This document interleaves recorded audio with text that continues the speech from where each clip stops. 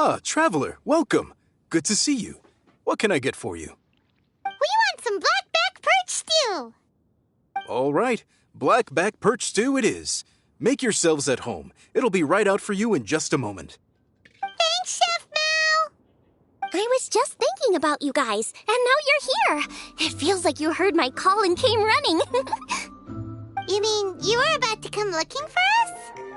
Uh-huh. There's something I want to discuss with you guys. Did you happen to see how the city looked on the way over here? Everyone's getting ready for the Moonchase Festival. Moonchase Festival? Is that another one of Liyue's ancient traditions? And that's right. Moonchase is a big festival where we celebrate the arrival of the fall by moonlight. The old folks say that thousands of years ago, this was the time of the year when the Adepti would seek the way. But it's completely different nowadays. We eat our favorite foods, spend time with friends and relatives, enjoy the moon and the flowers. So much easier. Basically, we just do all the things that people like doing and don't take a whole lot of effort. Sounds like Paimon's kind of festival.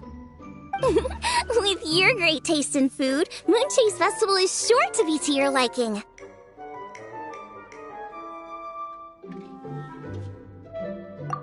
Hey, if you got a problem with Paimon's taste, just spit it out.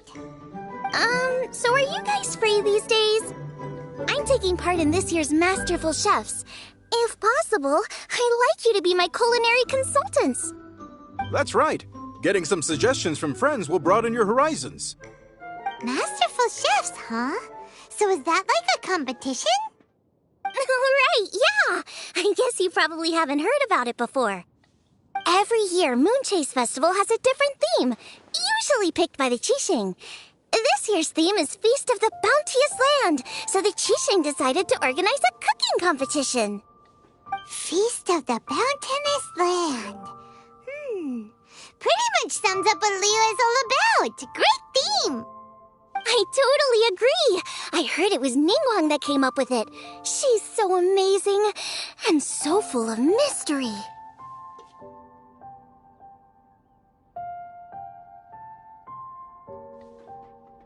Well, I want to take part in the competition, but coming up with new dishes is hard work.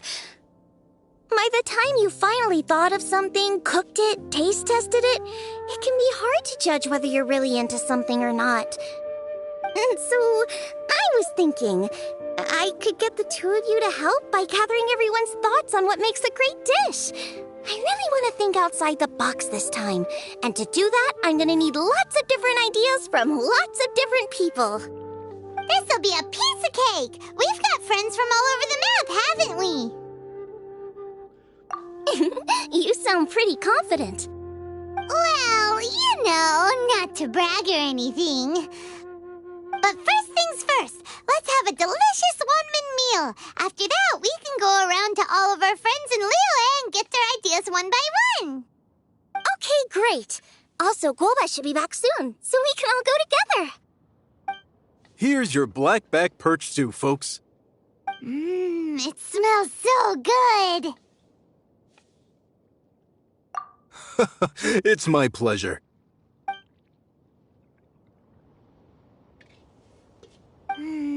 That was so delicious. Theory confirmed. This is definitely chili pepper weather. Xiangling can be a bit of a handful, so please look out for her while you're out and about. Come on, Dad. Why would you say that? Because I know you all too well, my dear. That's why. You mustn't be quite so reckless when you're out in the wild, you understand? You do well to be a little more cautious, like our traveler friend. Don't worry, we're all friends here. Let's all look out for each other. Ah, and Guoba's back. Roly-poling around as usual. All right, let's pack up and head out.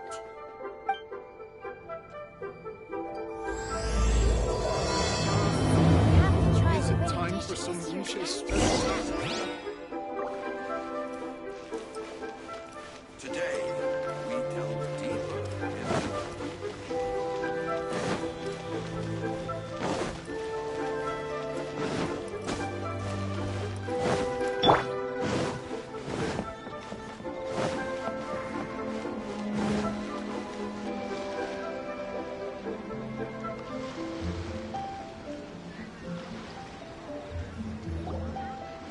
know, it's outside the box thinking that we're looking for, right? Hu Tao always seems to have a unique perspective, so let's make this our first stop. What? My ears are burning. Did somebody say my name?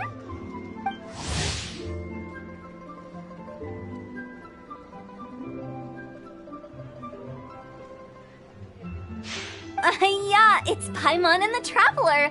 Oh, and Xiangling, too. Oh, of course, Hu Tao! Way outside the box. Meaning you're here for some other reason, right? How might I be of assistance? Well, Hu Tao, I wanted to ask you, what kind of food do you like? What food I like? Off the top of my head, I don't really have an answer. Wow, so even Hu Tao gets lost for words sometimes. Paimon sure didn't see that coming. Come on, even the chirpiest birds clock out for the night, right? I'm no different.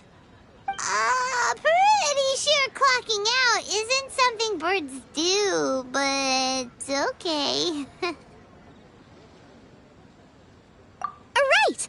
There's no need to overcomplicate it. Just pick a dish and tell me what you like about it. I'm doing some market research. I see. Launching a new dish? Well, let me say right off the bat, nothing weird, okay? Some poached fish, a side of shrimp dumplings. That is all you need. Poached fish and shrimp dumplings? That's a bit ordinary, isn't it? Well, it is and it isn't. Think about it. Poached fish is hot and spicy with a powerful aroma. It's a dynamic dish. Add a side of shrimp dumplings, and there's your static component. Got it?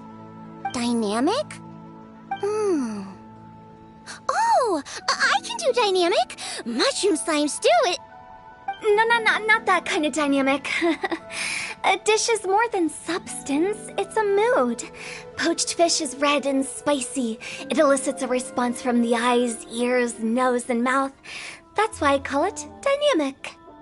Shrimp dumplings are more subdued, clear and smooth with a pure and subtle fragrance. I call that static. Combining dynamic and static is how you create a perfectly balanced meal. A union between opposite but complementary features coexisting in perfect harmony. Paimon didn't follow that at all. But at the same time, it kinda sounded smart, so... Okay, dynamic and static. Opposite, but complementary. So is this just another way of saying you should keep everything balanced? You know, a little meat, a little veggie, a little salt, a little sugar? Bingo! Except I don't think you need to have a sweet dish for it to be a complete meal. Personally, I always skip dessert. Okay, I think I got it. At first I thought you were just goofing around, but actually you make a really good point. How did I ever doubt you, Hu Tao? Thanks. When it comes to telling tales, the storytellers have got nothing on Hu Tao. Sounds suspiciously like a compliment to me. I'll take it.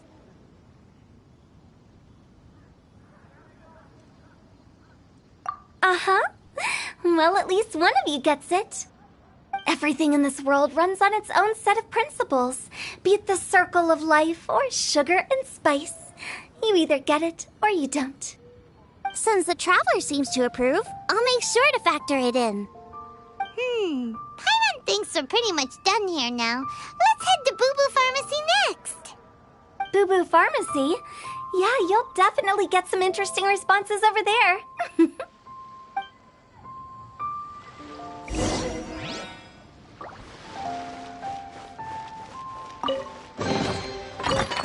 Is this an answer from this world?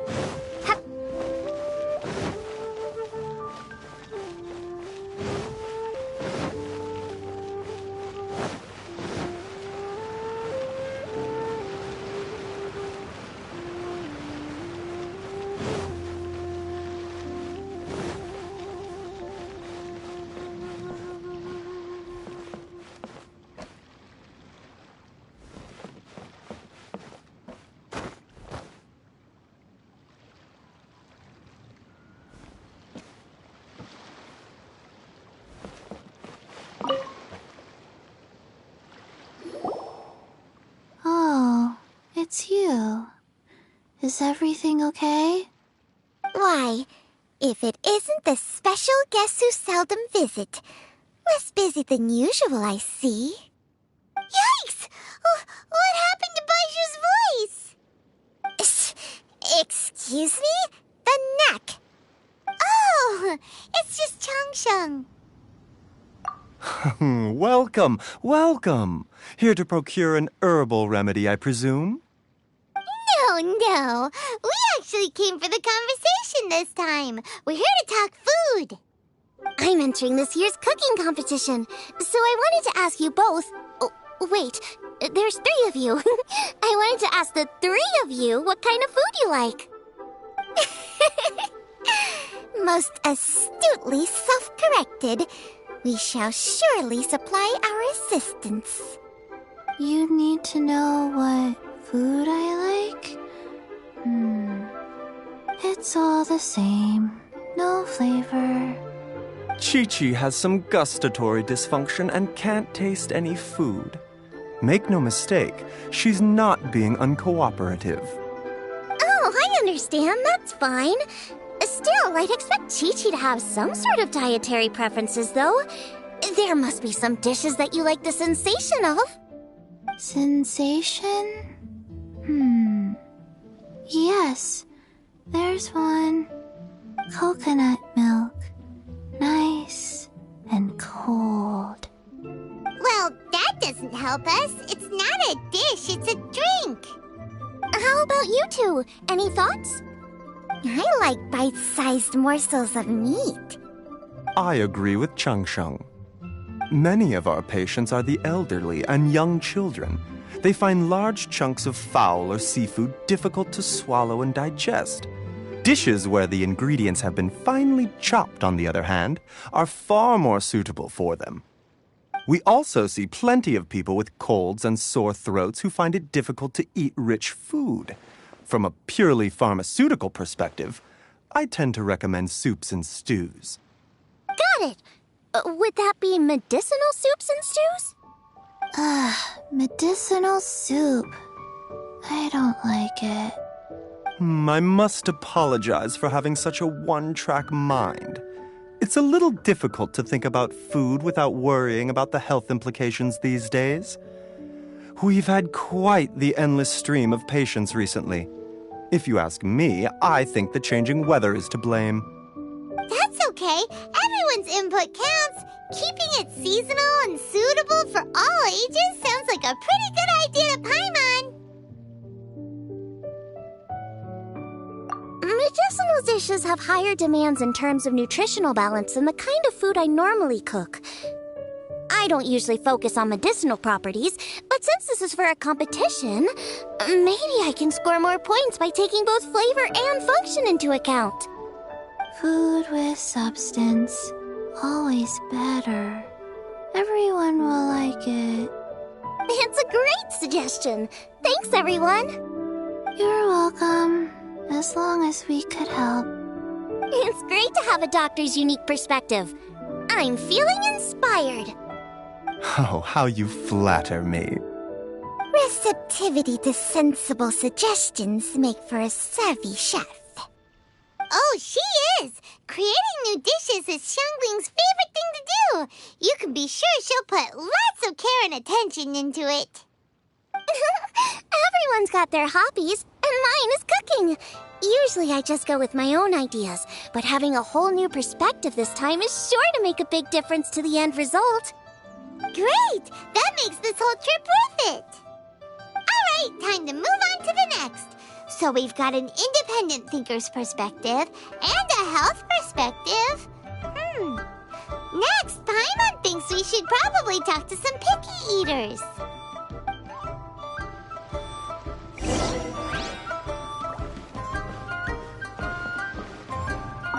Food and medicine are inextricably intertwined, you know. To give a full account of all the ways in which they are connected, why, I'd have to start that story from a long, long way back. Shh! Nobody was asking.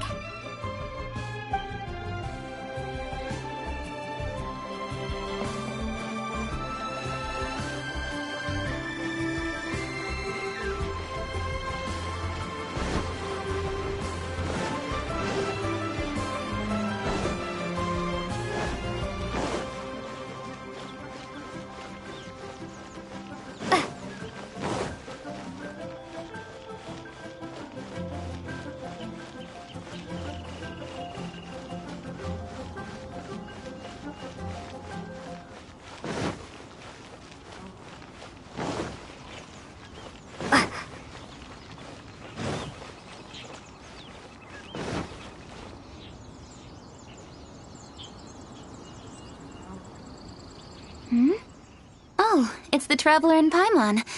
And Xiangling. Greetings, friends. It's been a while. Hey, what brings you here? Has something happened? What's with this great big stone on the ground? Long story. So, just to confirm, I will assume responsibility for handling this stone of unknown origin. Any objections? None here. You know how to get things done, Kuching. As long as it's with you, I can rest easy knowing that it's in safe hands. Should I take this to mean that you doubt the relative safety of leaving this in the hands of the Tianquan? Huh? Well, for starters, Kuching is the one who's always out running errands, rain or shine. Besides, you don't seem to give a wooden more about this whole thing anyway, so what's it to you? I was merely joking. You, meanwhile, seem only too ready to pounce when an opportunity to publicly lambaste me arises. Even when it means giving our poor mutual friend here the cold shoulder. By no means. You wish to know about the stone, I presume. Then let me invite the great seafarer Captain Beto to tell the story, if she would be so kind. You... Fine. Well, it's a big one, right? And such a smooth surface, too. Makes you think there's gotta be a good chunk of jade in there. It was found by a fishing crew, not far off the coast. It must have been underwater for years, so the erosion will be what's given it that smooth finish. Finds like this cannot be kept as private property, and must be submitted to a holder of public office. Placing it into our custody will also give them peace of mind. So, what's inside it? Well, we've hit it with just about every weapon we could get our hands on and haven't managed to even dent it yet. Clearly there's more to it than meets the eye. No weapon could smash it open. Wow. Paimon doesn't think we've ever encountered a stone like that before. Kuching has taken an unusually keen interest in this giant stone, which is why we are leaving the matter in her capable hands. Let's put that aside for a second. Traveler, what brings you here? Were you looking for someone? Actually, we were looking for all of you. We need all hands on deck here. Oh? Hopefully not because there's been some sort of cataclysmic event. No, nothing like that. Paimon's just getting carried away. I just wanted to ask everyone about their food preferences. Food preferences? That's a little unexpected. I have rather simple tastes. Precise, pure, smart, and sophisticated. That is all I require. That's your idea of simple, huh? I summed up my culinary requirements in 4 words. Is that insufficiently simple for you? A few weeks out on the open ocean would fix your flawed definition of simplicity, let me tell you that. What about you, Beto? Me? If it's freshly cooked and piping hot, that floats my boat. If it's got a little chili pepper in there, too, I'm one very happy captain. Paimon thought you would have said bar food. Oh, bar food works, too. As for me, wash and devein the shrimp, wrap it in finely sliced potato strips, then deep fry it to perfection. There's no room for cutting corners. They're very precisely put together. They taste pure, the presentation is smart, and the skill needed to cook them is highly sophisticated. It fits Ningguang's forward summary to the letter. Huh. So what you're saying is, for all the frills and trills, good food is all the same at the core? I heartily agree. Golden shrimp balls are a prime example. Their essence lies in combining art and nutrition in a single package. It is a dish of true value. Okay, got it. So Kuching loves golden shrimp balls. I didn't say that. Did I? No, at least not outright.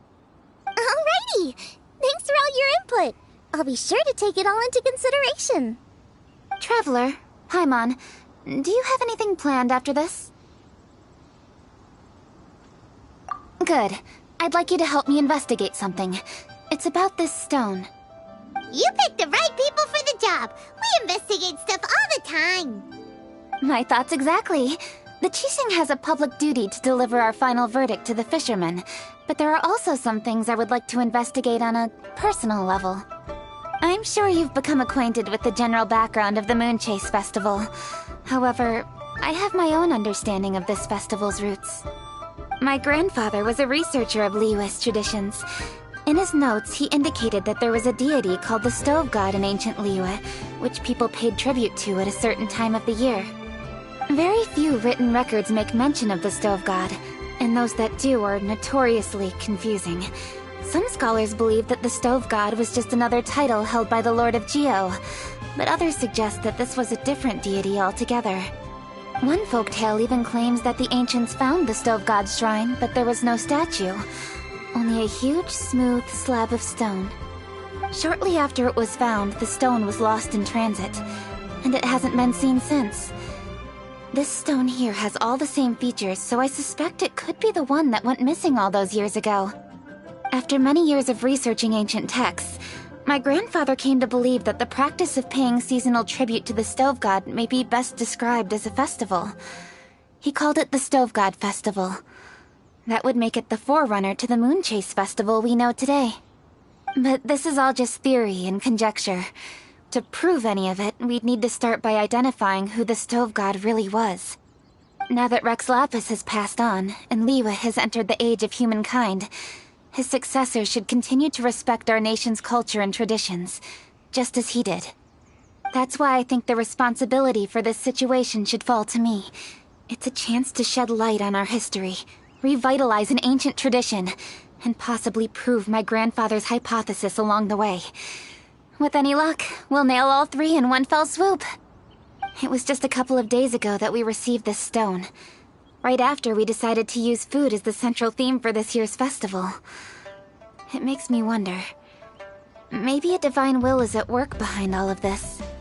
3 birds with 1 stone, huh? That's pretty efficient, even for cooking. Hey, don't worry about that. This sounds super important, so don't mind me. Besides, we're only... Wait a second. I got it! What? Why are you shouting? Ka-ching, can I tag along for your investigation? But...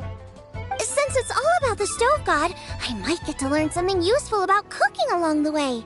It'll be great inspiration for me in the competition. Please, let me come along. I promise I'll help. If it means that much to you... Okay, I suppose you can come. Really? Yay! Thank you so much! You're the best!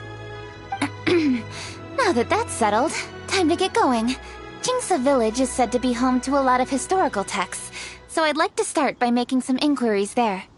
Alright, then it's off to Qingsa we go!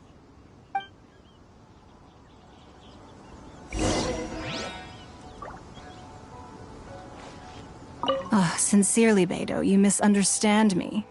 I have many simple pleasures. I take... Well, everyone has their way of procrastinating, I guess.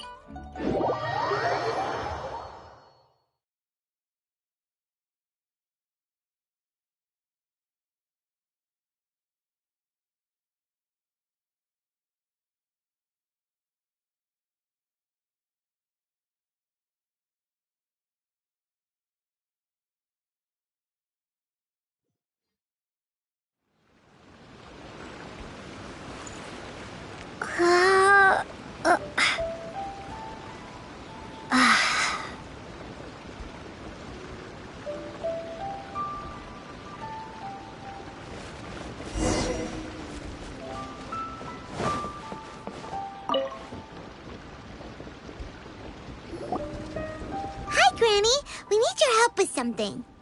Are there any old books around Qingce Village? You know, from a really long time ago? Oh, looking for ancient texts, are we? Let me think. There is an old warehouse over there, property of the Feiyun Commerce Guild. Many books are stored inside, those that they have no room for at home. In fact, their youngest comes over this way to read sometimes. The Feiyun Commerce Guild's youngest? You must be talking about Xingqiu. Paimon didn't know they had a warehouse here. Let's go take a look.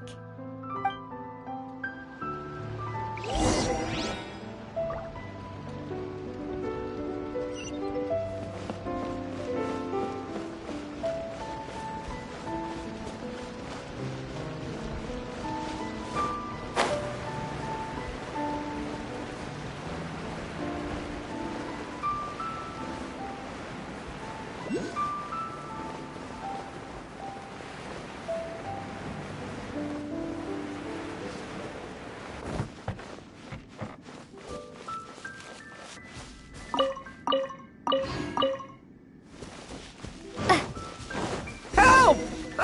I'm being robbed! It came from that direction. Come on!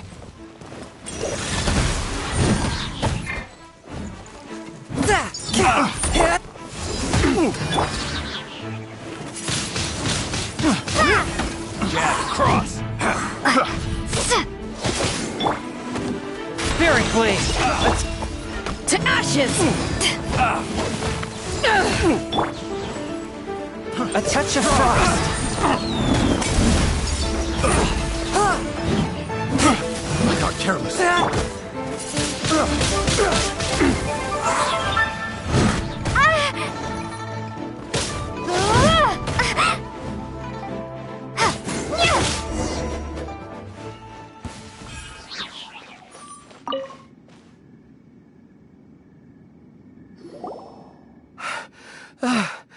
I've come here to clean the book warehouse plenty of times before, but this is the first time I've run into these crooks.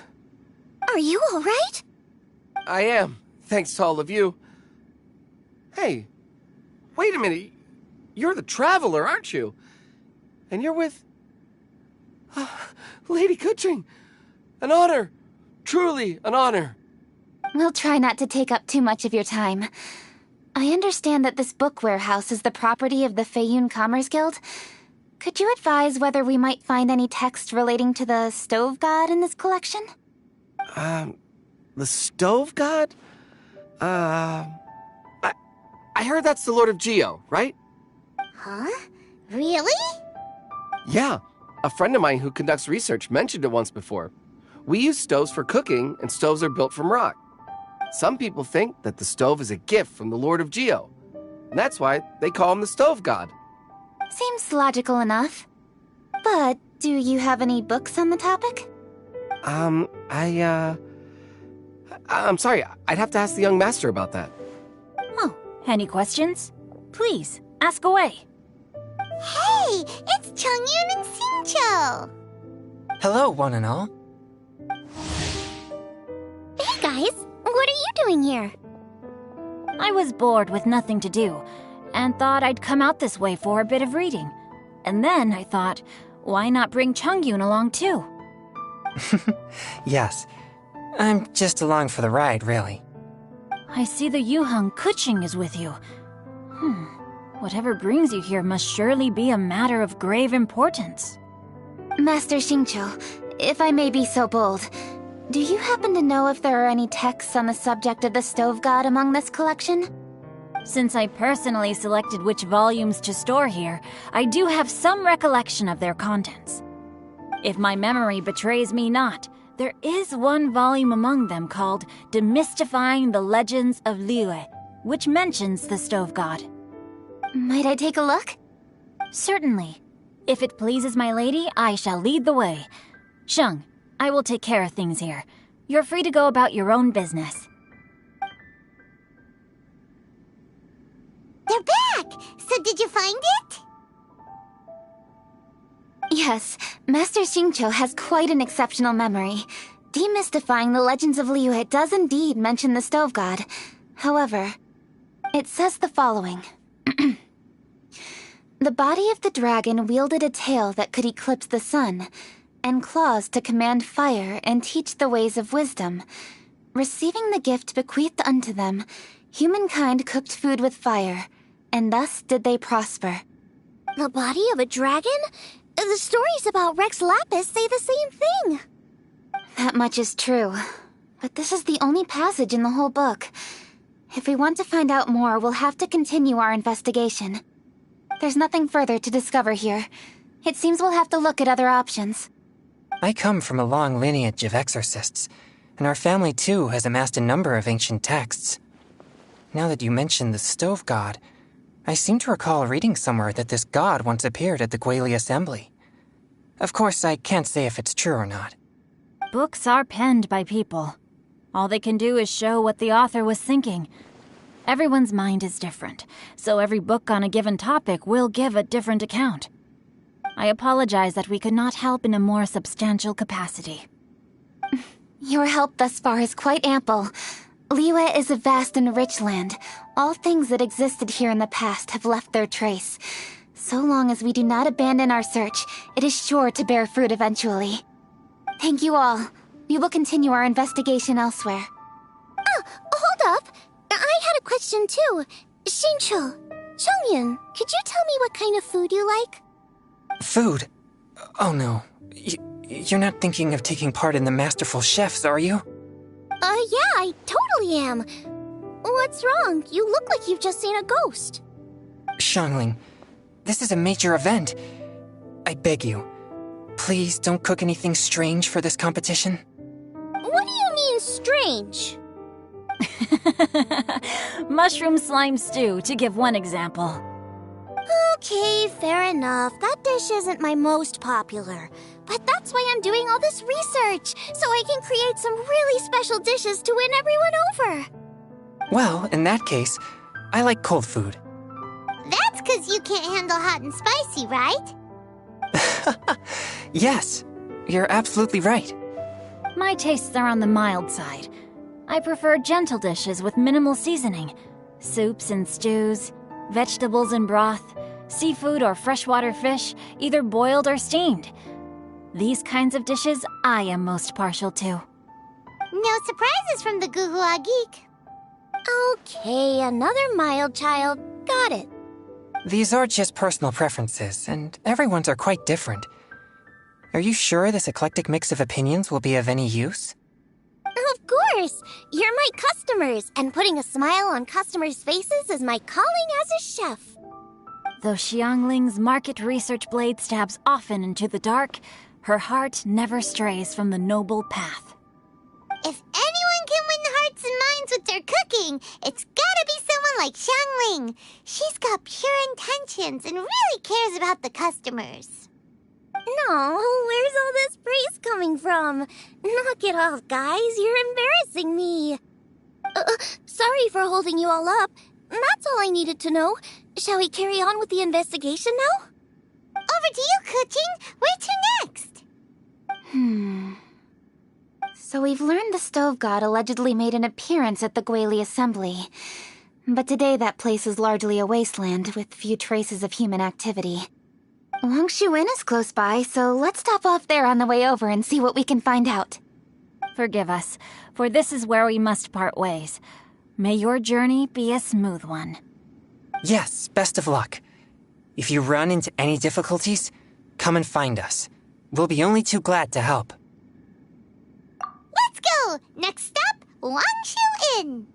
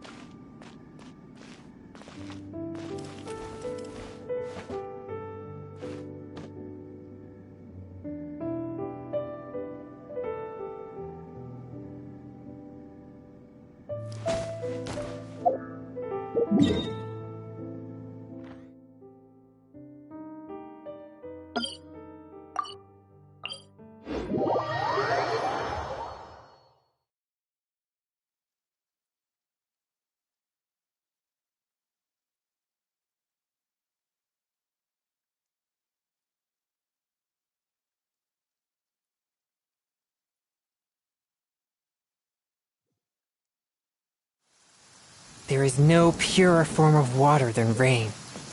It can aid us greatly in the purging of evil.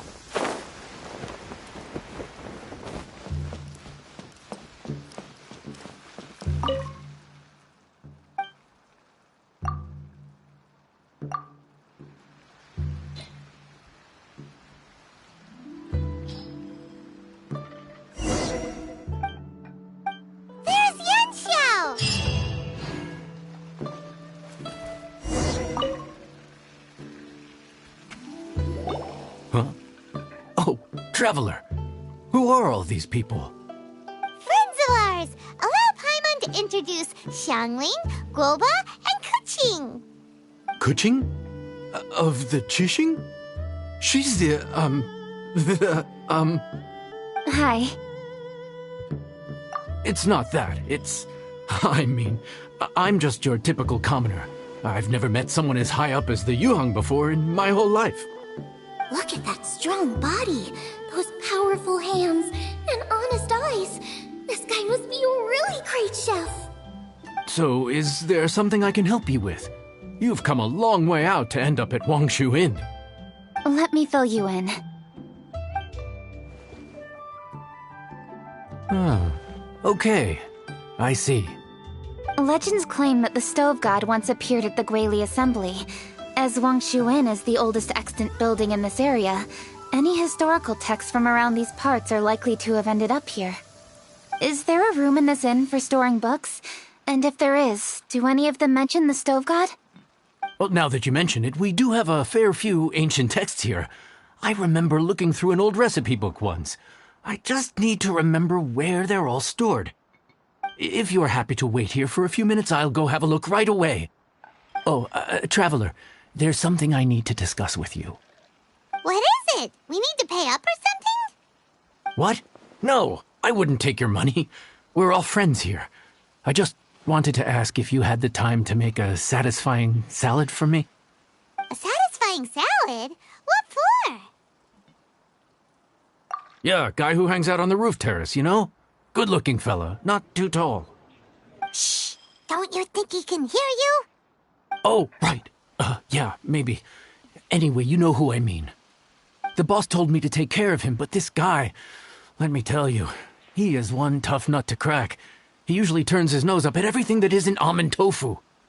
But the boss tells me you once made him a satisfying salad, and it all went down so well. So I was thinking, could you teach me how to make it too? That way, I'll have something else in my arsenal. Oh, so this is for show! You guys really look after him, huh? Well, that's life, right? You gotta look out for your own people.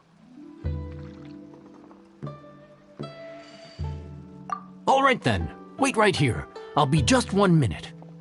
Clock is ticking! 50. Sorry for the trouble, Traveler. Okay. Here you are. Thank you ever so much.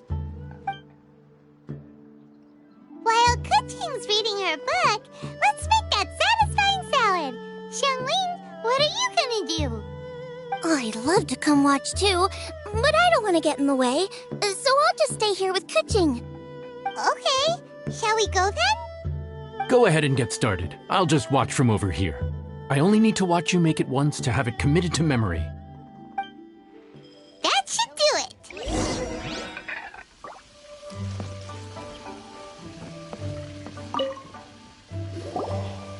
All right, thanks for that. I think I've got it now. You got all the steps down, right?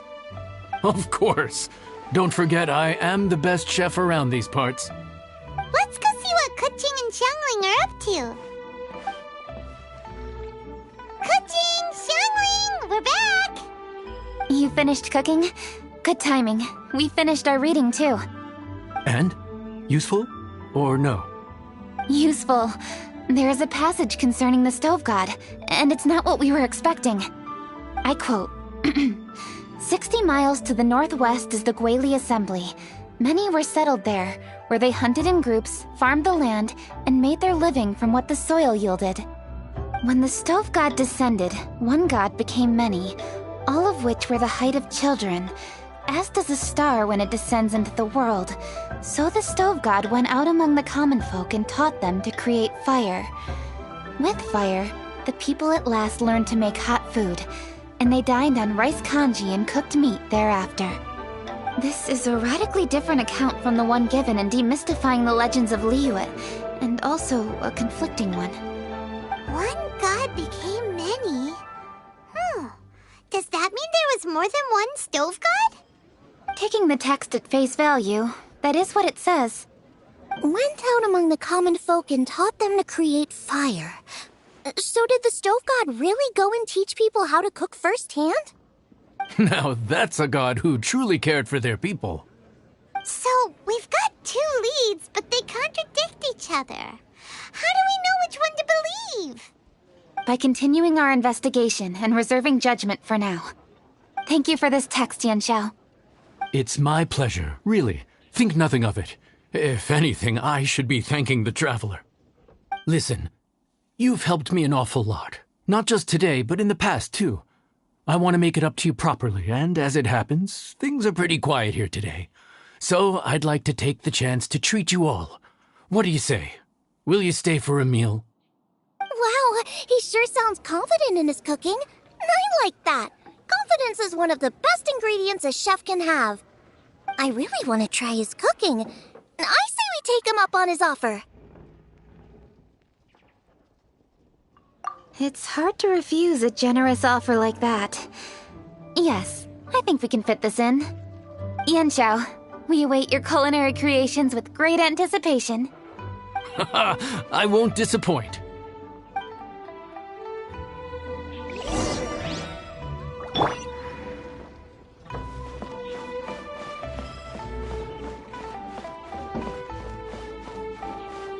Would you be interested in some moon gazing? I recommend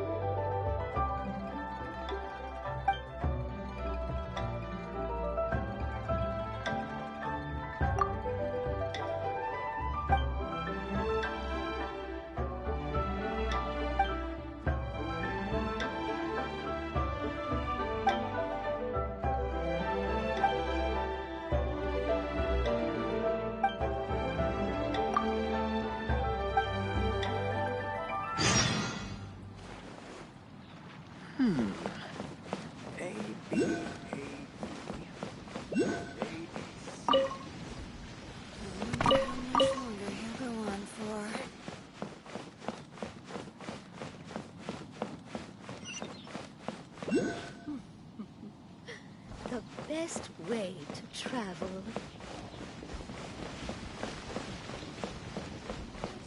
After peak season, nothing so. Everybody, please be seated! You think you own the place. I'll sit here with Guoba.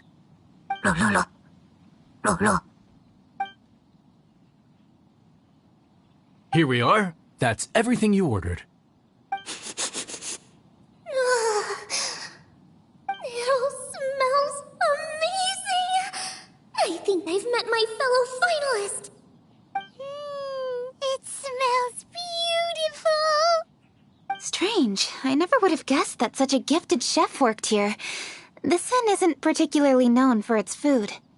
Everyone likes a good meal, whether they're staying the night or just stopping by for a bite. We call it an inn, but the fact is it's much more than that. We have to cater to all aspects of daily life to make this a true home away from home. Please enjoy your meal at your leisure. I should get back to work now.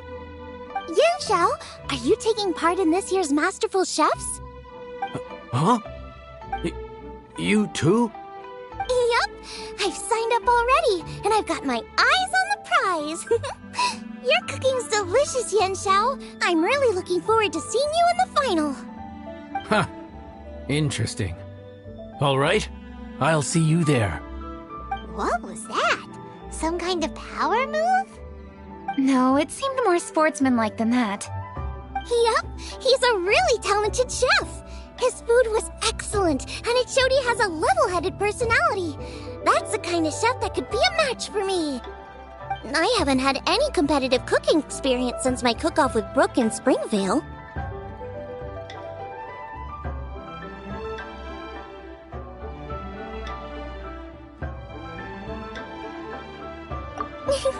You're too kind. Guoba, what are you doing? Guoba's eating the... Those were Kuching's! How could you steal them while she wasn't looking? Oh, my golden shrimp balls. Huh? You ate every last one? Ugh, Guoba, we've been through this. When we're with friends, you gotta be on your best behavior, okay? I'm so sorry, Kuching. I promise I'll make it up to you. What's the big deal? We can just get another plate. After all, it's Yunchao's treat today. It's not the same, though. The moment's gone. Sure, you can eat something else, but you can never go back and change the feeling of despair as your food is snatched away from right under your nose. The dining experience is a trinity of emotion, food, and atmosphere, and you've got to have all three to make it work. I have to say, now that you mention it, that is a very accurate appraisal of the situation. I'm gonna make it up to you, Kuching. Is there anything you want to eat? Anything at all. Whatever it is, I'll make it for you. I don't have high hopes for this, but equally I don't want her feeling guilty. Okay, I'll let her do this for me. If you insist, there is one dish that perhaps you could try making for me.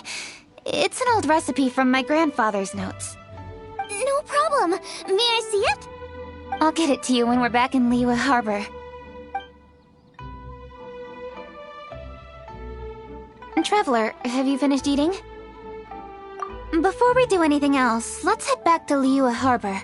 I need to fetch something.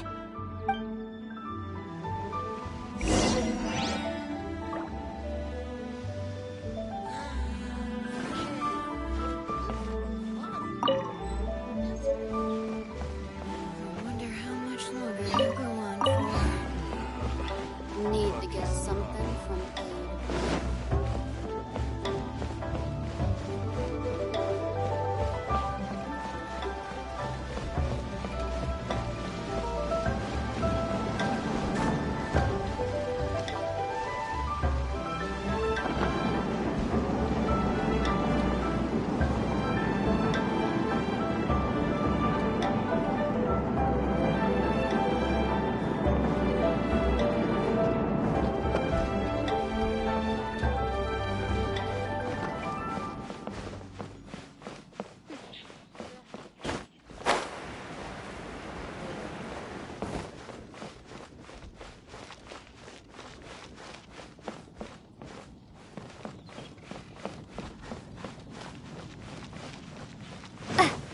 Wangshuin is the best place to watch them.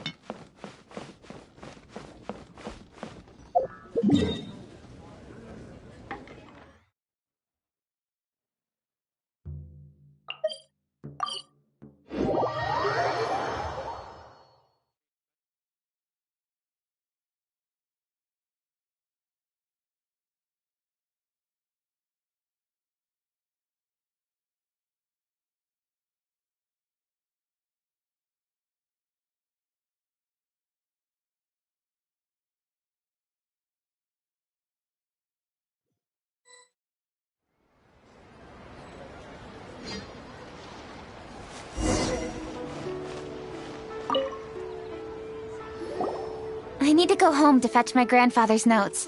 Let's meet at Wanman Restaurant later. Great! I'll go get everything ready. Traveler, what about you? Are you gonna do your own thing for a while, or do you want to come in and have a seat? I actually have something to discuss with her. You go ahead. We'll join you later. Okay, gotcha. Traveler, come here for a moment. I need your advice on something. What do I need to do to get along with Xiangling? Seriously? That's what's stressing you out? What's so strange about it? Why are you looking at me like that? You're super smart, and you're always so sure of yourself. Paimon thought you'd never need advice from anyone about anything. Well, that's just ridiculous. Xiangling's always so warm and friendly with me. This time especially. And now she's desperate to do me a favor. So, is that supposed to mean... we're friends already? I'm just not used to dealing with people who are so warm right from the get-go. How exactly am I supposed to respond to that? Okay. Noted. Thank you, Traveler. I'll see you again shortly.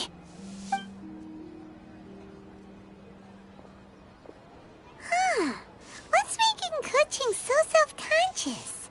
Paimon thought nobody would be able to get under her skin.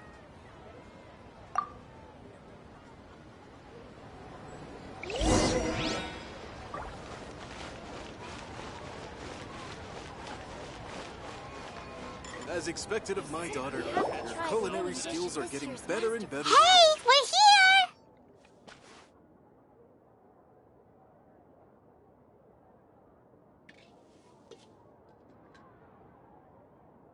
Hey, grab a seat. I'm just running through my ingredients to see what I'm missing. Oh, we're gonna do this now? What is it? But this is your idea! Why you gotta dump it on Paimon? Ugh. Okay, so back at Longshu Inn, we noticed you and Kuching were getting along pretty well. So you really like hanging out with her, huh? Yup. Kuching's good-natured and easy to be around. The kind of person everyone wants to know, right? You're a braver person than Paimon. The first time we met Kuching, Paimon found her pretty intimidating.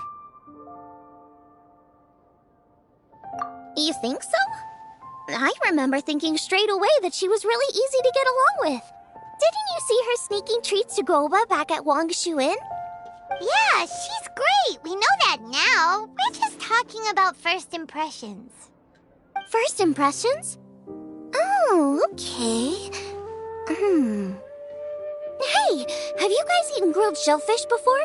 They can be hard to crack at first, but they taste amazing that way. We've eaten shellfish before, but I don't think we've ever tried eating them grilled. Oh, you're missing out. I'll grill some for you another time. But anyway, Kuching's like a shellfish. Maybe a little closed off at first, but once you get to know her, she's got a soft and squishy side too. Not to mention that even after her favorite food was stolen away, she was still happy looking after Guoba. I'm really grateful for that. You make a good point. You know, Xiangling's intuition for people seems really spot on. Is that why she took a liking to Kuching so quickly? All right, let's see. We're okay for carrots and crab, and we still got some ham and mushrooms. I wonder what Kuching's recipe is gonna be. Huh? What was that noise? What's going on? What the? That bird is huge! Ah, it's the ladybird! Excuse me, one shall not be addressed in such a manner. One shall be known as Adeptus, whose name, should you care to mention it, is Cloud Retainer. Cloud Retainer? That does sound like an Adeptus name. Well spoken. One shall let this young lady's enlightened words atone for the ignorant ones of her friend. A while it has indeed been, traveler. Does one surmise correctly that you hasten hither to partake in the moonchase festival? Ah, so even the illustrious traveler has been summoned to attend the Moonchase Festival. As expected, this year's theme stands proud against the test of public scrutiny. The theme? You mean Feast of the Bounteous Land? The very same. Moonchase Festival falls during the season when many cooking ingredients are ripe. Hence, it is a fitting time to enjoy the finest of foods. One noticed the relative pomp and ceremony with which this year's affairs are being conducted, and could not abide to stand idly by. Let it be known that one's culinary proficiency and ingenuity is uncontested in all the world. Thus does one now appear in this realm, that those who inhabit it might witness one's latest creation, a supreme cuisine machine. A supreme cuisine what? What's a supreme cuisine machine? Patience. One's purpose here today is to meet and to greet. Nothing further. All shall be revealed before your very eyes when the time arrives. Traveler, you are one who has witnessed much of the culinary world. When the day comes, one would be most pleased to see you in attendance, offering your most vociferous ovations. Oh, so we're officially invited? That which is implicitly understood needs not be made explicit, let alone official. I shall say no more and dwell here no longer. Await my word. Be there or beware. This bird always disappears just as quickly as she shows up. Oh, wait, not bird, Adeptus. Hey, wait! Isn't she technically an illuminated bird, though? She seemed like someone very prestigious and very talented at cooking. She definitely loves her food. What are you all huddled together over here for? The Adeptus left already. Yay! Kaching's back! Sorry I kept you waiting, Xiangling. This is the recipe from my grandfather's notes. They're not in the best condition, so rather than bring them out of the house, I just transcribed the recipe. Unfortunately, the texts my grandfather worked with were very old, usually faded, damaged, or both. Some parts are missing from this recipe, too. Do you think you'll still be able to work with it? Oh, okay. Let me take a look. Give me some time. I need to look into it. Sorry for the trouble. You're all here? That voice sounds familiar! Sorry to interrupt your conversation. I was in the area buying a few things, and I heard the disturbance, so I felt compelled to come take a look. You mean Cloud Retainer? I saw her too. She just suddenly showed up right in the middle of the street. Whatever adeptal power that was, she certainly knows how to make an entrance. Lady Kaching, you saw her too? Do you, have a moment? I need to discuss something with you. What is it, Ganyu? Has something urgent come up while I've been out? No, it's nothing work-related. I wanted to ask about, something personal. Is that okay? A personal matter? Involving me? Surely I haven't done anything improper recently, have I? Please, Lady Kaching? This is really important to me. Oh, okay. I noticed Cloud Retainer was here for quite a while. Did she say anything about... me? When I was young? About your childhood? No, nothing at all. What? Really? Thank goodness. I was getting really worried. Once she gets talking to people, she tends to go off on all sorts of tangents. So I was worried she might have bored you with some stories about me. Your name didn't even come up, so you've nothing to worry about. Kaching, how are you not asking a bunch of questions right now? There's obviously some juicy gossip here. Aren't you curious to find out what it is? Please, no, don't do that to me. Of course not. Whatever it is, I'm not curious and I'm not going to ask. If Ganyu has a secret and she wishes to keep it that way, nobody should make it their business to try and get it out of her. That's just basic decency, is it not? Yes, ma'am.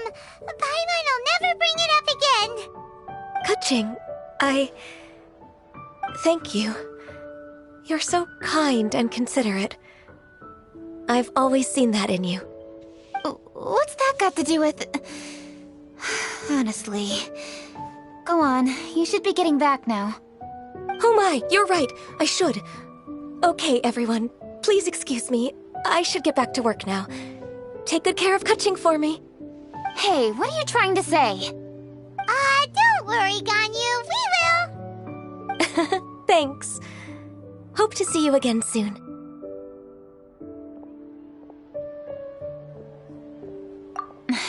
Just ignore her. Hey, everyone! I just had an idea. It only occurred to me when that Adeptus showed up. Do you think the Stove God could be an Adeptus too? Ooh, could be. I don't want to assert either way, but it seems highly likely. In that case, we should go ask the Adepti about it. I think my master might be able to help. Master? You mean your teacher is an Adeptus? Uh-huh. She's over at Eugene Terrace. Come on, I'll introduce you.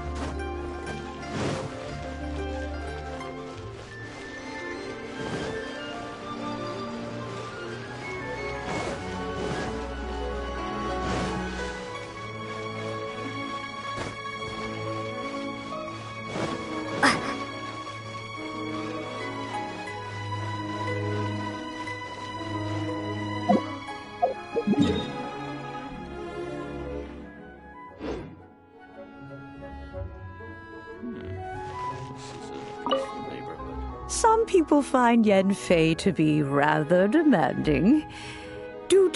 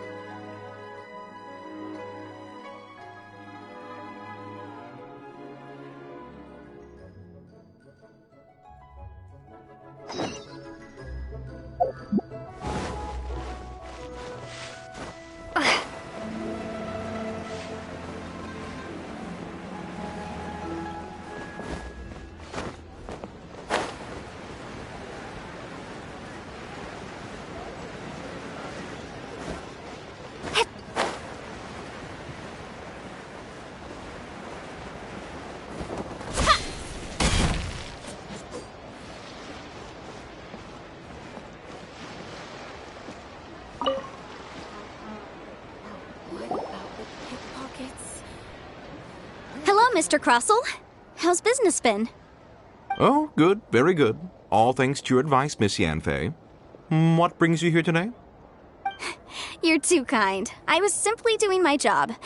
Now, I believe that the last time we met, you mentioned that you were looking to source some Smaragdus Jadeite to make hairpins. Have there been any further developments on this front?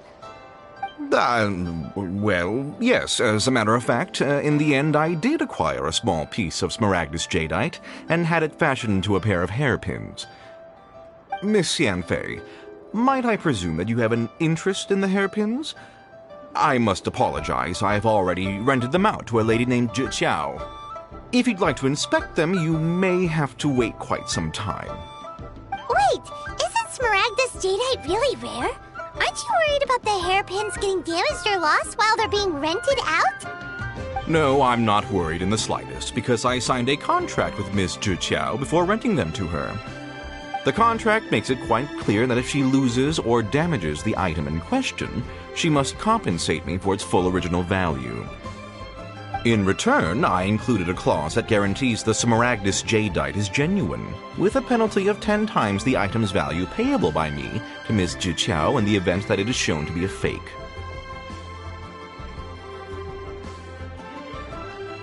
Guaranteed genuine, with 10 times the value payable if this claim is shown to be false.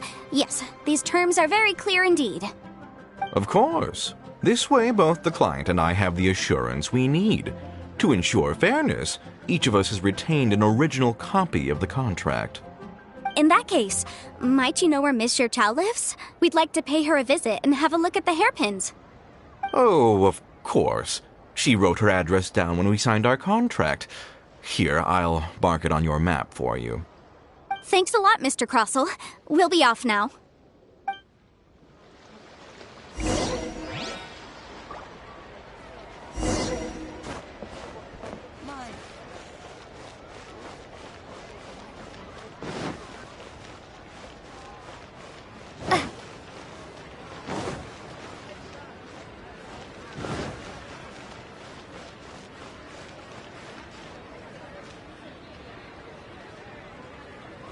Auto-reconfiguration is an essential function.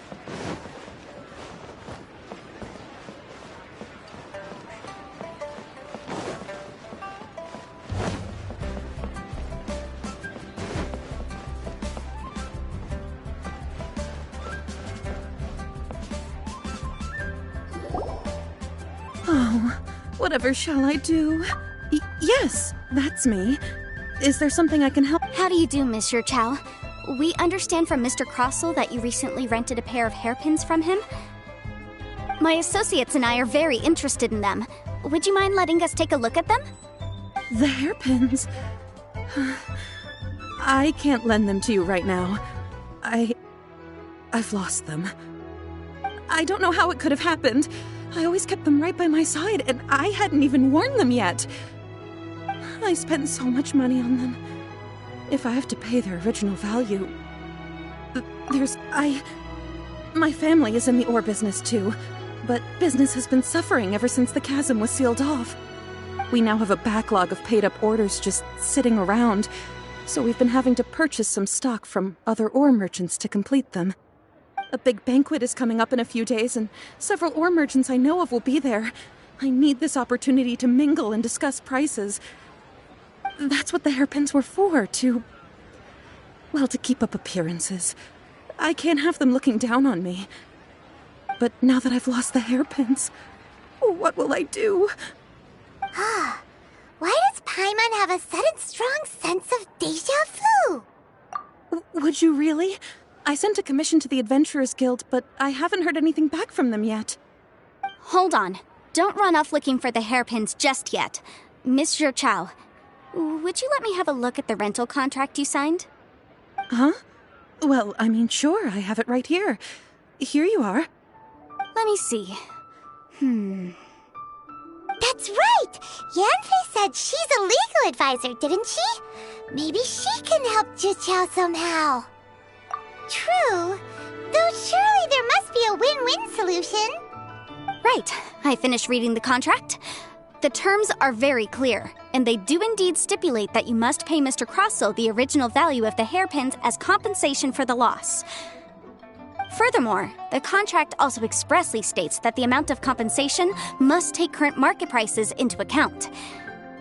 And given the rarity of Smaragdus jadeite, I fear that the final amount of compensation may end up being significantly higher as a result. Even higher? Oh, no. Uh-oh. Zhiqiao looks like she's about to faint.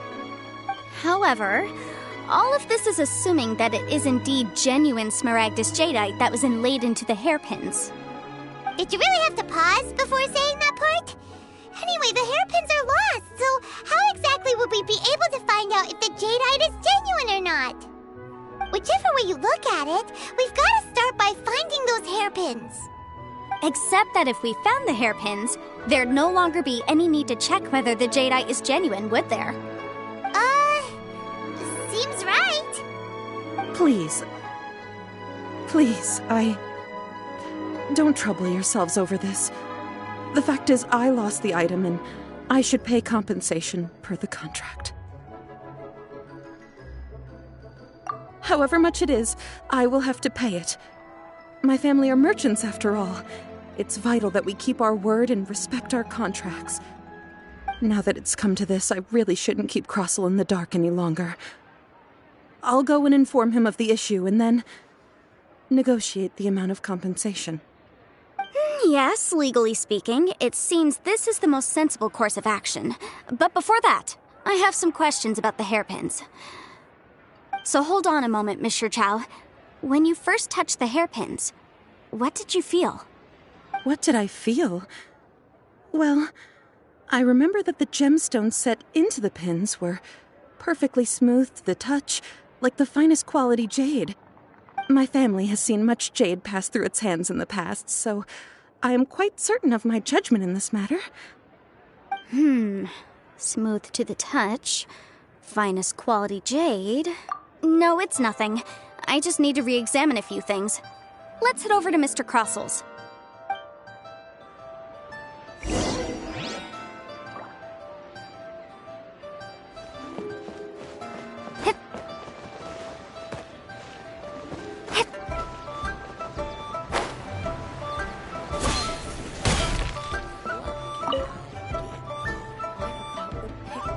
Ah, Miss Yanfei, you've returned. With Miss Jiqiao in tow, too, I see. How are the hairpins? I trust you're quite satisfied with them? About that.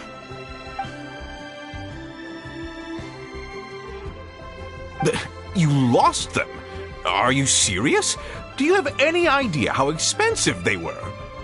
I'm sorry. Truly I am. I'll pay the compensation as per our contract. Every last mora. Mora? Do you have any idea what I had to go through to get my hands on that Smaragdus jadeite? I just don't... Forget it. Talking won't bring them back. Since Miss Yanfei is here, I suppose we can just have her estimate the amount that needs to be paid. No problem. But before I can give an official estimate, I'll need to do a little market research. Yes. And if I may just confirm again, it was in fact genuine Smaragdus jadeite inlaid into the hairpins, correct? Of course! Genuine article guaranteed, or I pay back 10 times the value. All right, understood. I'll conduct some market research, and once I'm back, I'll provide an official assessment of the sum owed by Mr. Chow in compensation. Please wait here, Mr. Crossell. Thank you very much. How could she lose my hairpins? She'd better pay every last mora that they're worth. Looks like I'll have to find some way to raise that money. Please wait, Mr. Chow. I have something to discuss with you. It's not convenient to speak here, so let's find somewhere that we can sit and talk in more detail.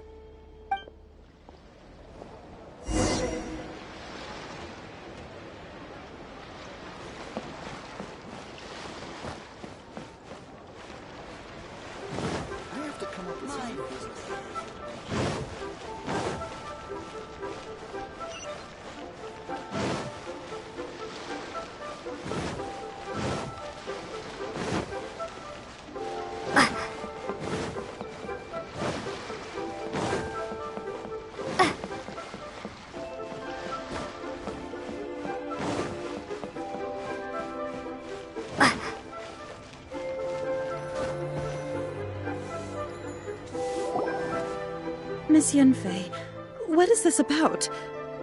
Are you here to tell me how much I owe? No. What I wanted to talk about is, there is a chance that the ore inlaid on those hairpins may not be Smaragdus jadeite after all. What do you mean? Are you implying that you already sneaked off and found them? Obviously not. I'm no adventurer, let alone a member of the guild. I don't run thankless, time-consuming errands for a living. Let's just say I made some deductions. I don't know if Granny told you this, But Smaragdus jadeite is found deep underground and contains very concentrated elemental energy. If mere mortals come into contact with it, well, they'll be sick in the best case. And in the worst case, they could even experience a dramatic change of personality. It most certainly would not be smooth to the touch. Monsieur Chow, did you at any time feel unwell while the hairpins were in your possession? No, not at all. I felt perfectly fine the whole time. Not even the slightest bit unwell. I didn't feel anything special at all, in fact. Now that is strange. I noticed earlier that there were elemental traces in Mr. Crossel's vicinity. If I've deduced correctly, he may still have the Smaragdus jadeite in his possession. If that's the case, we should go confront him right now and expose his dirty scam right to his face! Absolutely not. If we were to confront him now, there's no way he would admit to it. Eventually, he would find some argument to compel us to leave. And then, he'd throw the Smaragdus jadeite into the sea the moment we were gone. After that, he would simply insist that Mr. Chow pay up per the contract. He would lose nothing. Meanwhile, we would have to look under every stone in Liyue, hoping and praying that the hairpins do actually still exist somewhere in this world. So vivid that Paimon thinks it might be experience talking. Oh, it certainly is. I've seen my fair share of situations like this, and brute force methods are certainly one way of resolving them. Fortunately, I have far more elegant solutions at my disposal. I'll share them with you in due course. Well then, since you're so experienced in dealing with problems like this, perhaps you could help me, Miss Yunfei. Oh, that won't be a problem. But first, Mr. Chow, can I ask you to please sign this contract? Huh? Does there have to be a contract for everything? Paimon can't even keep track. It feels like Yanfei is even more concerned with them than a certain someone else we know. These are my formal terms of engagement. Everything prior to now has just been pro bono advice. But for me to investigate any further, I require a written contract. Any work commissioned but not bound by a contract cannot be relied upon. I understand. Then I will be glad to place this matter into your capable hands if you will take it, Miss Yunfei. No problem. Just sign here, and I'll sign too. Okay. Now write your address here, and then sign on this page as well. And I'll also need your signatures on pages 5, 7, and on the very last page. Finally, if you could just use this ink pad to make a handprint over here. This contract has so many pages. Paimon's all out of brain juice again. All right, that should do it. My fees are the same as always, and they're written in the contract. Have a look through and let me know if you have any questions. I've had a read through. Everything checks out. Well then, here's your copy of the contract. I will retain the other copy. Not for now, no. Despite how intractable this problem might sound, it will actually be quite straightforward to resolve, once we've got some things squared away. I don't believe you have been part of an investigation like this before, in which case, hopefully this should be quite the experience. Miss Yunfei, I have to ask, why are you helping me? Because, as it happens, I'm currently trying to acquire some Smaragdus jadeite myself. I noticed strong traces of geoenergy around Mr. Crossel, so perhaps he has, in fact, secured some. Whether he actually made it into an item of jewelry or not is a separate matter, but either way, it's a lead. As long as we follow it, who knows? We might just be able to get our hands on some Smaragdus jadeite. Also, the idea of someone abusing the law to their advantage, I won't stand for it. But again, let's not dwell on this. Let's go to... where can we find someone who processes ore? Ah, I've got it! Let's pay a visit to Chateau, the boss of the Jade Mystery. He's a professional when it comes to working with stone and ore. If Mr. Crossel had his ore worked on at all, Chateau would undoubtedly have been his first choice.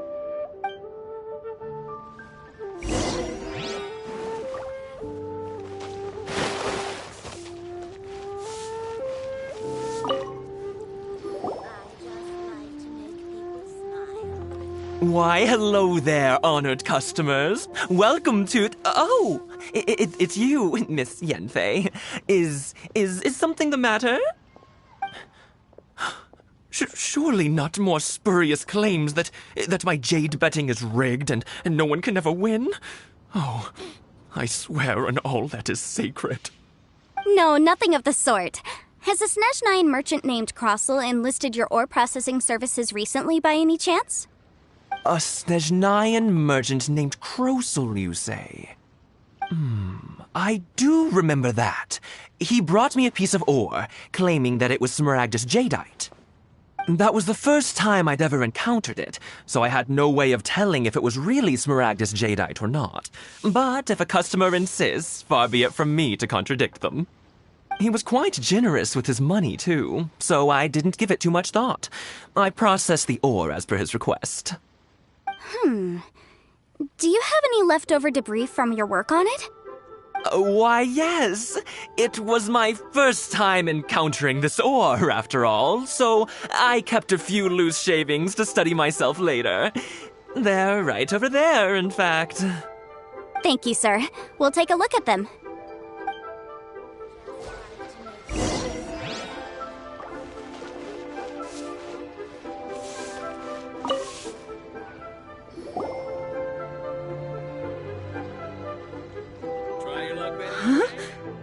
If my eyes don't deceive me, the cross-sections and patterning suggest that these are Smaragdus nephrite shavings. Yes, it's not particularly rare, nor is it especially valuable. It's used to make jewelry all the time. I've heard it said that Smaragdus nephrite is in fact the outer layer of Smaragdus jadeite, though no one's ever proven it. A thin layer of separation, huh? If you must see for yourself, try examining these shavings for traces of elemental energy. Smaragdus nephrite is an entirely ordinary ore, containing no elemental energy whatsoever. Is that so? Well, we might as well give elemental sight a shot. So, did you find anything? So they really are different. But wait, how come Jichao was able to tell what it was just by looking at the shards? That's pretty awesome. There's nothing special to it. It just so happens that I've come across a great many of these in my time. These two stones actually look very similar. Someone without a deep understanding of them would find it very difficult to tell them apart. There may be only a subtle difference for the casual viewer, but that translates to an astronomical difference in terms of the market price. And, I'm sure, a significant difference in the cost of having them carved into shape. All right, let's focus up. We're going off on a tangent. But never mind, Shirto. Why would Mr. Crossel...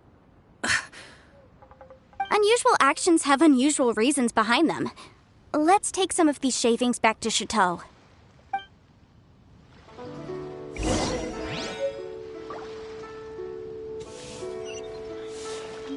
Try your luck betting on Jade? Miss Yenfei? Might I be so bold as to inquire, If you could just confirm for me once more, sir. Mr. Crossel did indeed claim that the ore he brought to your store was in fact Smaragdus jadeite, did he not? Yes, that's right. I still have a record of the job with me, in fact. Here.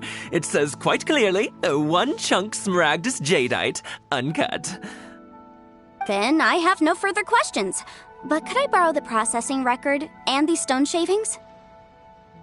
Of course. But might I ask why you need them? Oh, I have my reasons. Yes. Please sign here on this affidavit. This document shall serve as signed proof that these stone shavings originated from the, ore that Mr. Crossel brought to your store. Please read it carefully. Yes, I see. Forgive me for asking again, Miss Yenfei, but might I know the nature of the incident on this occasion? I wouldn't say there's been an incident, just a minor issue. Thank you, sir. I'll take these with me. With this hard evidence to back us up, Crossel won't dare try to deny what he did. On the contrary, this is far from sufficient to build a case. We need to find something a little more compelling. If you want to make jewelry, you need a professional jewelsmith. Let me think. Jewelry. Nope. Aha! Got it! Sinxie. She often helps people to find a jewelsmith. Let's go pay her a visit. Well, that was quick. How come you know so many people? Because lots of people come to me for legal advice every day. As you know, Liyue Harbor is the city of contracts. And contracts, well, I should say laws, are very important to us. But the amendments made by the Tianquan to our laws are unnecessarily complicated. How can I put this? It just seems like they're hard to understand and impossible to finish.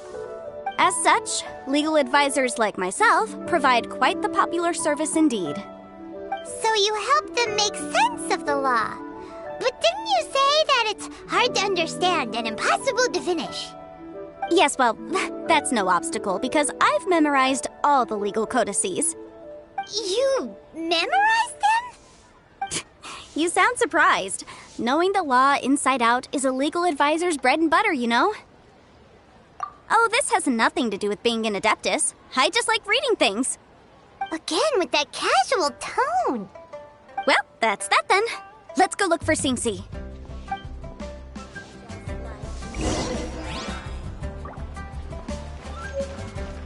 Try your luck betting on Jade?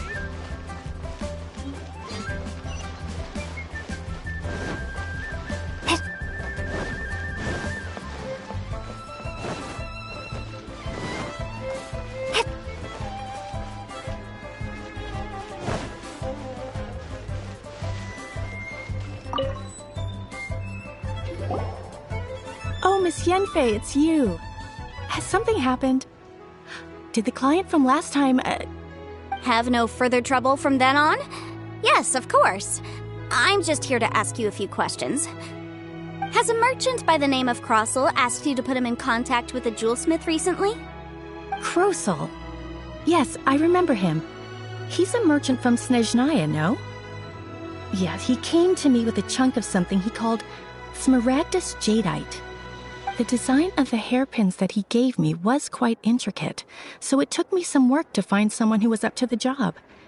Eventually, I found an older jewelsmith who made them exactly according to his specifications. This order was on hold for a very long time, and only completed quite recently, which is why I remember it so well.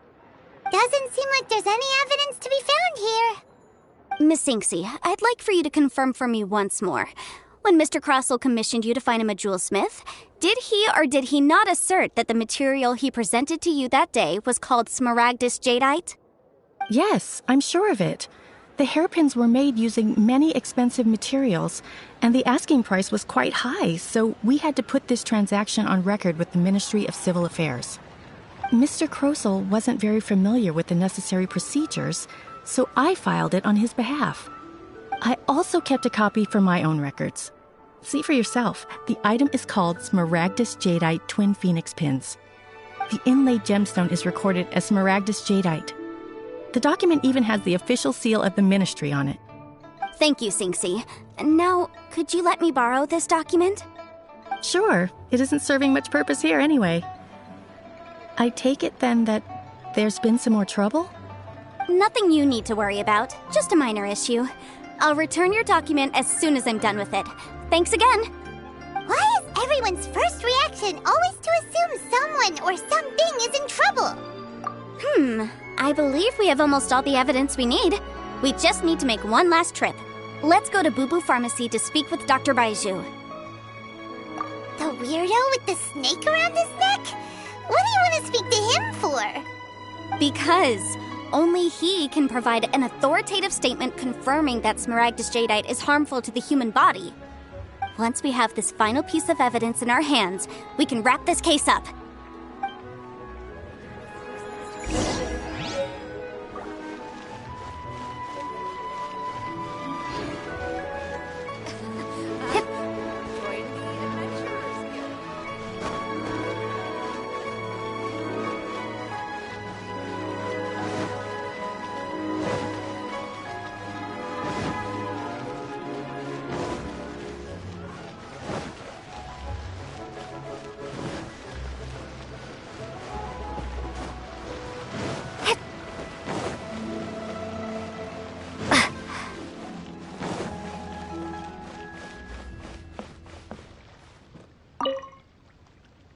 My, to what do I owe the pleasure?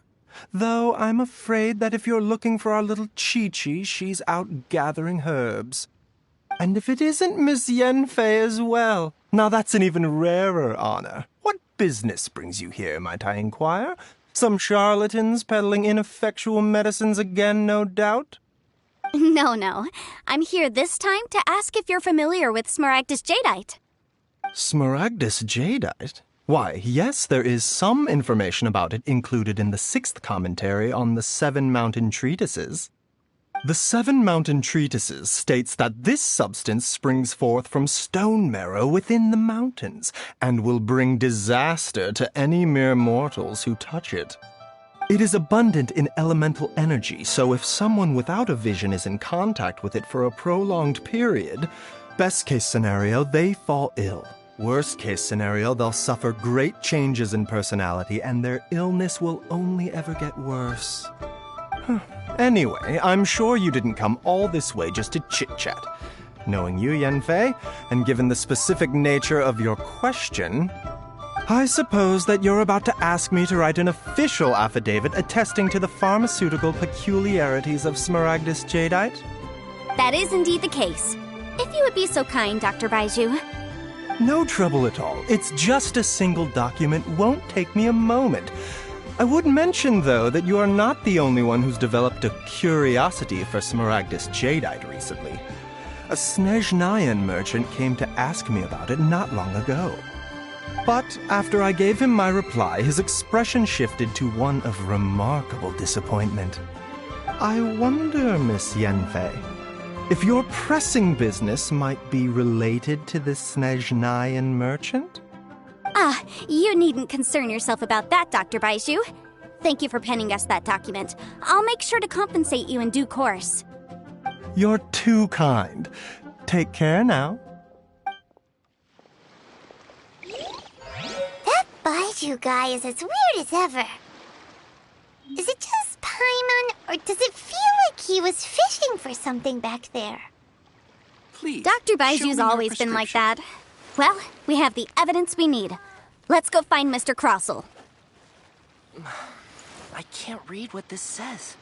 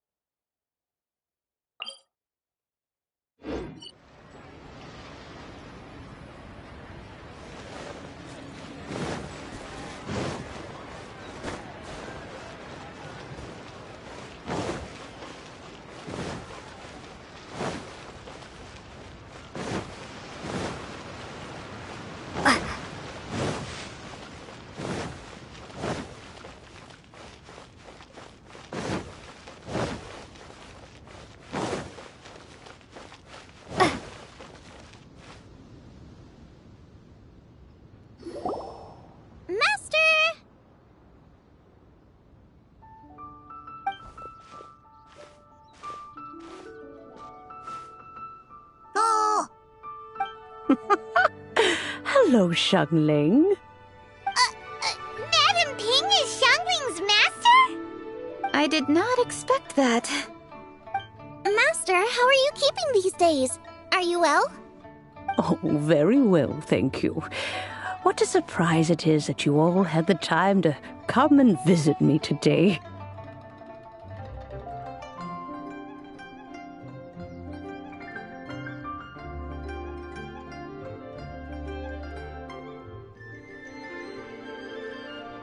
Hello. Master, we came here because we have a question for you. Do you know about the Stove God? Of course I know the Stove God. Does this mean you know them personally? Ah, I see. It's the Moonchase Festival, isn't it? How interesting. So you came to hear some stories about the Stove God. That's right. We're investigating something that happened recently.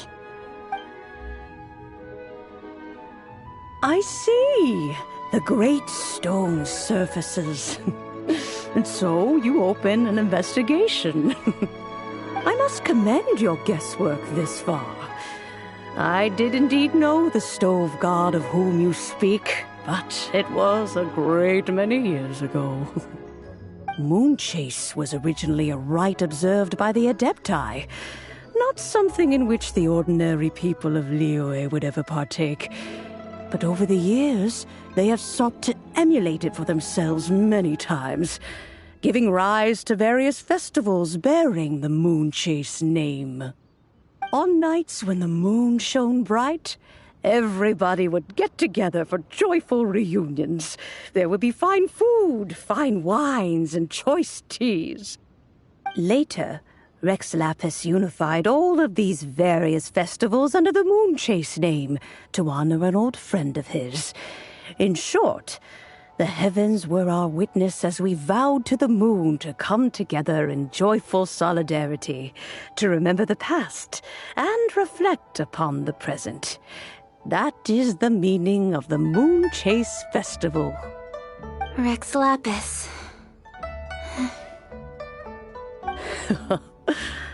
That friend made many contributions to Liyue, and Rex Lapis would not have them go unrecognized. Turning this season into a commemoration of his old friend was also a way to honor that friendship. I can only presume that the Stove God Festival was one of the many subsumed into the Moonchase Festival. In the hands of Rex Lapis, our nation's traditions were faithfully upheld. It is to their detriment that we must now be the ones to inherit this duty. Ah, Kuching, I simply won't allow you to be so down on yourself. Nothing would delight Rex Lapis more than to know that those who follow in his footsteps continue to value these traditions and are working tirelessly to do them justice. Thank you. Lady Kuching! Huh? Lady Kuching, Lady Ningguang wishes to speak with you. Ningguang's looking for me? Must be important. Please excuse me, everyone. If I'm not back soon, you'll find me at Ningguang's office.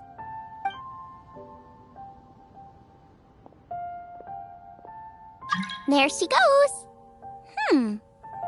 Kaching's a lot more serious when she's got her work face on.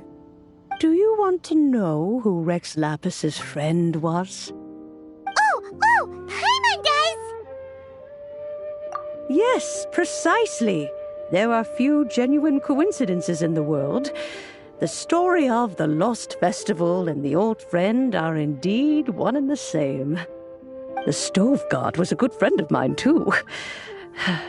What a pity it is that the god is now gone both from the world and from people's memories. How could that happen? It is to everyone's regret that the Stove God passed. But gods cannot be fully destroyed, and we made a pact to wait until the land became fruitful once more. For perhaps the Stove God would then return, albeit in a new form. Really? Master, you must miss the Stove God a lot, right? From the way you talk about it all, It sounds like you were the best of friends. Yes. Thinking back on it all, there are many fond memories. I'm pleasantly surprised to find that Kuching is investigating this. She is a tenacious child, and anything she sets her mind to, she will diligently pursue. It warms my heart and makes me want to give her a helping hand. Unfortunately, however, I cannot simply give her the answer, for the process is of great importance to her. Kuching's grandfather once researched the stove god, and now she follows in his footsteps. Since Kuching has inherited this conundrum, so too she must inherit the journey to its resolution. You knew Kuching's grandpa? Of course. I count all the people of Liyue among my good friends. I remember when he was the same age as Kuching is now. So young. Grandparent and grandchild are definitely made from the same mold. Both diligent enough to take on anything and bold enough to see it through to the end. I like to think of Liyue as my own little potted plant. I've watched it grow and blossom, and it grows more beautiful all the time. In the blink of an eye, the buds of yesterday are in full bloom today. It's wonderful to see. For new blossoms must bloom on the branches if the tree is to remain evergreen and ever young. My dears, you are absolutely right to focus your investigation on the stone.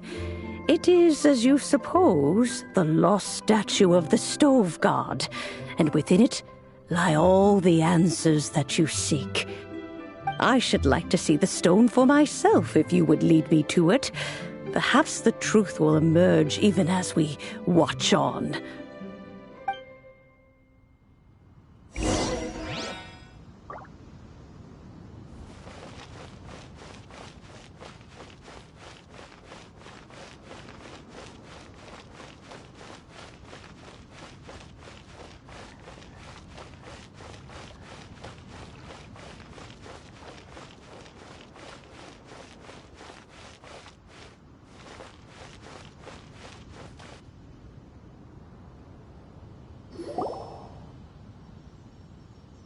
You're all here. I was just about to send someone to fetch you. Kuching, has the stone undergone any changes? A crack has appeared in one corner, but we still can't tell what's inside. What happened? Did someone chip it while no one else was looking? More likely a natural occurrence. Our weapons have had no effect on it. How would a natural occurrence crack it open? This is because the stove god draws power from the actions of the masses. The heat of a busy kitchen, the joy of a reunion. Keep up the good work, and the truth will rise to the surface soon enough. All the books say the stove god is the deity of food.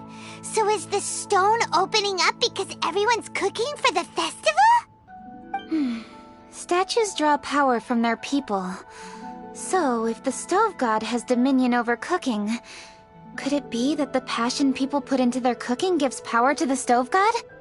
Ningguang and I chose Feast of the Bounteous Land as this year's theme, and now every chef signed up for the competition is busy preparing. Paimon's theory is not an unreasonable one. Plus, a lot of families have reunion feasts around this time. With everyone back home, the whole city's bustling with people, and that adds a lot to the festive atmosphere. So if the stone cracked because Liyue started getting festive, that must mean that when the festive fever peaks, it'll bust right open, right? That's gotta be it, right, Master? Well, we'll have to see then, won't we? Okay, the fact that cooking is involved gives us a perfect opportunity. The selections phase of Masterful Chefs will be held indoors and seen by only a few people, but the finals will be held outside in public. Everyone who wants to will be able to come and watch it. The atmosphere will be incredibly lively, no question. And when the finals end, boom! We'll get to see who the stove god really is, right? It's definitely a possibility. Well, I've already signed up, so I should be able to help. Yes, for a chef as accomplished as yourself, getting to the finals should be a breeze. All this talk of cooking competitions is making Paimon hungry. Oh, Paimon can't wait! It'd be great if Paimon could take a nap and then wake up when it's the finals.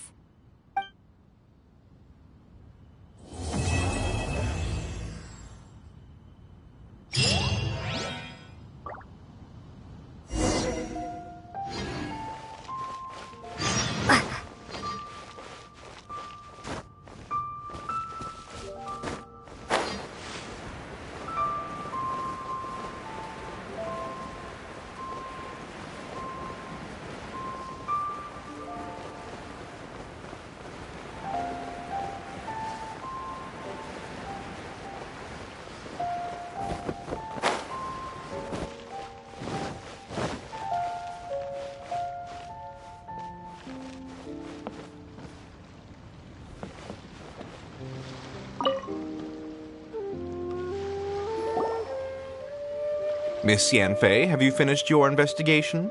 I trust you will now be in a position to assess the compensation due. Yes, my investigation is indeed concluded. I can now provide a final figure for the amount payable. Wonderful. Well then, please, could you do the honors, Miss Yanfei? Of course. According to the stipulations of the contract, Mr. Crossell, you must pay Mr. Chow 10 times the original transaction price in Mora. Sure. Wait, what? Me pay her? Surely there's been some kind of mistake, Miss Yanfei. Not at all. According to my investigations and the material evidence that we've gathered, the substance claimed to be Smaragdus jadeite that was inlaid within the Smaragdus jadeite twin phoenix pins that you rented out to Mr. Chow was, in fact, Smaragdus nephrite. Now, the contract states very clearly that 10 times the price shall be paid should the article not be genuine. Accordingly, you are liable for this sum, which is payable to Mr. Chow in Mora. Material evidence? What material evidence? Why, Miss Yanfei, you cannot frame me like this. I spent a huge sum to obtain that Smaragdus jadeite, and yet you claim that the ore inlaid on the hairpins is somehow fake? I demand to see your evidence. Indeed. Only a testimony from an expert witness involved in the processing of the ore can serve as an authoritative assessment of whether it is genuine. Traveler, please produce the evidence in question. This is a processing record from the Jade Mystery, along with stone samples and an affidavit signed by the business owner, Chateau. Seriously? Even the boss there couldn't differentiate between Smaragdus jadeite and Smaragdus nephrite. How does this prove anything? In any case, Smaragdus nephrite is the outer layer of Smaragdus jadeite. So I had him cut away the nephrite, he returned the valuable jadeite core to me, and some nephrite samples remain in the store. What am I missing exactly? That's an unsubstantiated belief. Well, your claim that my ore is fake is just as unsubstantiated. And we are here to talk about evidence, aren't we? Ugh. Looks like our first piece of evidence didn't convince him at all. Seems like he came prepared. What should we do next? Hard evidence, something legally binding. We have just the thing. Show him, Traveler. This document proves that my hairpins are the real deal, doesn't it? This is the Ministry's seal, after all. It shows that the ore inlaid on the pins is indeed Smaragdus jadeite. Our second piece of evidence didn't work either. And this guy's getting more belligerent by the second. You know, you could be right. Perhaps the hairpins are the real deal after all. Of course I'm right. All the evidence shown supports my story. Well, hang on a moment now, because I do recall one final piece of evidence that we haven't revealed yet. Traveler, would you do the honors? This shall serve as decisive proof of our case. What's this? Smaragdus jadeite springs forth from stone marrow within the mountains and will bring disaster to any mere mortals who touch it. Sustained contact with Smaragdus jadeite over a prolonged period will, in less serious cases, cause a mild malady, while in serious cases, the patient may suffer a dramatic change of personality and fall seriously ill. Mr. Crossell, were you aware of these peculiar properties of Smaragdus jadeite? I had no idea. No idea, you say? I'd guessed as much. But for you to have rented out such a dangerous item... I'm afraid that this falls outside the scope of my work, but within that of the Ministry of Civil Affairs. However, I'm sure that the Ministry will be relatively lenient considering that, as you say, you were ignorant of the danger you posed. Don't worry, Mr. Crossell. I will make sure that all the evidence presented here will be handed over to the Ministry. I trust that you'll give them your full cooperation in their investigations. What? Wait! I knew. Oh, so you knew? Oh, dear Mr. Crossell. But if you knew of Smaragdus Jadeite's dangerous properties beforehand, why would you... Huh? No, The hairpins aren't actually inlaid with genuine Smaragdus Jadeite? Is that what you were about to say? You do understand, Mr. Crossell, that this means that you will have to pay Ms. Chow 10 times the original price in Mora? Mr. Crossell, your answer, please. My client and I are waiting. Yep, he's seriously intimidating right now. It's like she's a different person. I admit it. I confess. The ore I had inlaid on those hairpins was Smaragdus nephrite. But I'm a victim in all of this too. I invested a great deal of time and money into acquiring that small amount of Smaragdus Jadeite in the hopes of turning it into a piece of jewelry that would fetch a fine price. But after receiving it and carrying it around for a few days, I started to feel extreme discomfort. I couldn't sleep a wink or eat a single bite. I was in a constant state of agitation, too. I went to Boo Boo Pharmacy to get myself checked out, only to discover that this sort of stone cannot be worn as jewelry. But how could I let all that money go to waste? That's why I had another pair of hairpins made from Smaragdus nephrite, which is almost indistinguishable from Smaragdus Jadeite. I kept the real Smaragdus Jadeite in a specially made box. I daren't touch it again. I was worried that someone would see through it, which is why I only dared to rent them out, not sell them. And then to top it all off, Jiqiao lost the hairpins after I rented them out to her. Exactly! If they weren't the real deal, why'd you make her pay so much? I didn't want to either, but when I purchased that Smaragdus Jadeite, some of my business partners found out. I knew they'd be watching closely to see how much I could make off it. If word got out that I sold a pair of fake hairpins, then my days in this line of business would be over. All right, let's cut the appeals phase right there. I failed to see what bearing any of this has on your transaction with my client. According to the contract, you must pay Mr. Chow 10 times the original price in Mora, and that is final. 10 times? Croso looks like he could faint any second. As for me, according to my contract with Mr. Chow, 20% of that sum will go to me. 20%? That's as much as I spent on that Smaragdus Jadeite! There's no need. It's fine. You don't have to pay me that much, Mora. Even if the Smaragdus Jadeite on those hairpins was fake, I still bear responsibility for losing them. Legally or not, I think I owe some compensation for that. Ms. Jiqiao, you... However, Mr. Crossell, since you have no use for that chunk of Smaragdus Jadeite, why don't you give it to me instead? I'll consider us even. What? But all right, then. This cursed rock's brought me enough grief as it is. Miss Yanfei, I'll turn the Smaragdus Jadeite over to you. I trust that it will suffice as remuneration? Well, that's not quite how the rules say this should go. But whatever. It'll do. Thanks so much for your help this time, Miss Yanfei. When you have the time, I'll be sure to visit and express my thanks more appropriately. Oh, come on. No need to stand on ceremony.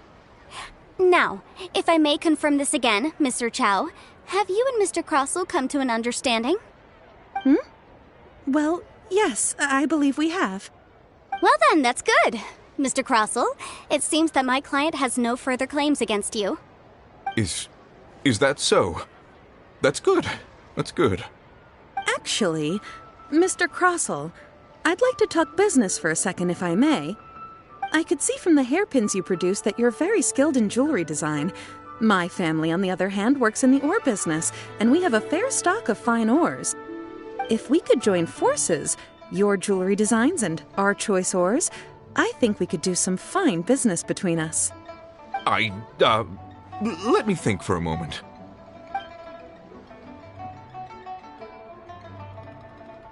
Well, that's that. And we've got the Smaragdus Jadeite that Granny wants too.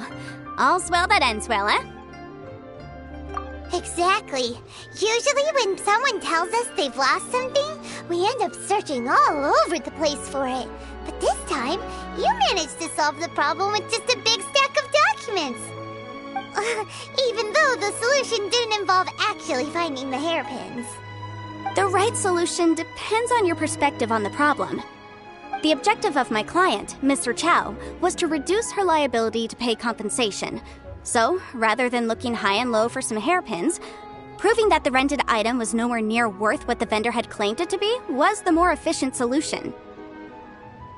An Adeptus. Speaking of, you took part in that battle, didn't you? In which case, you would have heard what Granny said. Liyue Harbor is now a city ruled by humans. The title of Adeptus means precious little to me compared to my job as a legal advisor. In any case, don't you think that the Liyue Harbor of today needs legal consultancy far more than it needs adeptal powers? Paimon can think of someone who would definitely disagree with your reasoning. Well, since we got what we came for, it's time to pay Granny a visit. I bet she's been on tenterhooks for a while now.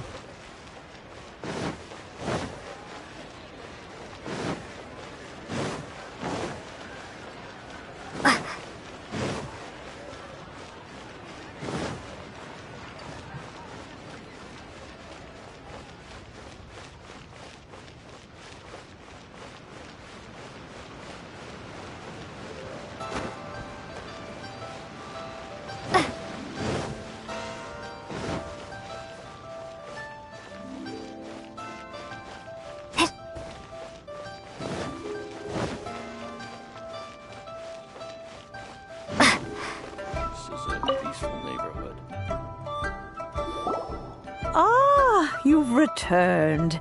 How did it go? Were you able to find the Smaragdus Jadeite? Good, good. Then we have all the materials we need. Well, if we're all set, Granny, I'll get going now. Got a ton of clients waiting for me back at the office. Oh, you? All right, then. Go see to your business. Granny should be able to handle the rest. I'm off then. Bye! Oh yes, Traveler. Make sure you don't lose the business card I gave you. I've been looking into the laws of other nations as well. If you should ever bump into any trouble with the law, come find me directly. Regulars get discounts too. Come now, child. Are you leaving or are you not? If you have no wish to leave, perhaps you'd like to help me clean my teapot, hmm? I'm leaving! I'm leaving! That child. Goodness knows where she learned to be so rambunctious. Her father was hardly so riotous or fond of talking nonsense back in the day when he stood beside Rex Lapis. Indeed she is. Liyue has changed, and the Adepti must also learn to change. Yanfei might be overly garrulous, but she is also the most intimately acquainted with the city among us all. Liyue is not the same place I once knew. All right, then. Let us speak of this no more. Back on topic. I believe that I still owe you a little gift. Oh, Paimon's so excited! How is it made? It is but a single teapot. It shan't take long at all. Just wait here for a moment.